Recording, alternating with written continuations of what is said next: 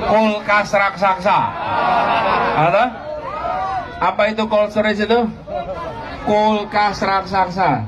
Barang ikannya dimasukkan supaya ikan tidak busuk. Nah, ini juga nanti kita akan siapkan di kawasan-kawasan yang di situ banyak produksi ikan, supaya ikannya tidak busuk. Banyak nggak nelayan yang bagi ikan gratis? Betul tidak?